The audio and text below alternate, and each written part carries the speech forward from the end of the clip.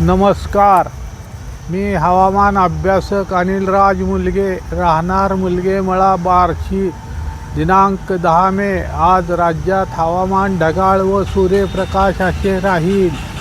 तसेच आज राज्यात वारे वाहतील. त्यापैकी दुपारनंतर मुंबई व उपनगरात, कोकणात तसेच कोल्हापूर, सातारा, पुणे, नाशिक, धुळे, संभाजीनगर, जालना, जळगाव, बुलढाणा, अकोला, वाशिम, नागपूर, लातूर, धाराशिव या जिल्ह्यात वाऱ्याचा वेग जास्त राहील. तसेच आज पूर्व विदर्भात तसेच कोकणात तसेच बेळगाव, कोल्हापूर, सांगली, नाशिक या दिलेल्या जिल्ह्यात किंवा दिलेल्या विभागात काही ठिकाणी वादळी वाऱ्यासह, विजासह, ढगाच्या गडगडाटासह कुठे हलका ते मध्यम तर कुठे मध्यम ते मुसळधार पाऊस पडण्याची शक्यता राहील.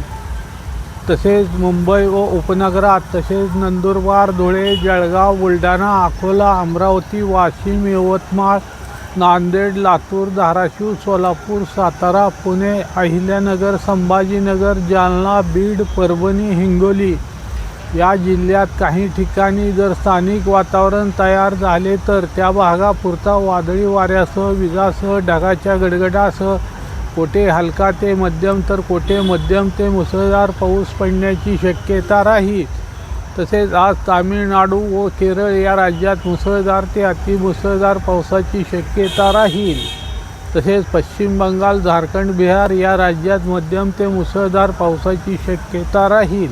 मित्रांनो, जे लोक आधी राज्यात दुष्काळ पडेल असे सांगत होते तेच लोक माझे अंदाज पाहून मुसळधार पाऊस पडेल असे सांगत आहेत. मी काल दिलेल्या अंदाजाचा थोडाफार फरक करून अंदाज सांगितला आहे. मित्रांनो, आपण सुज्ञ असल्यामुळे ते आपल्या लक्षात आले असेलच.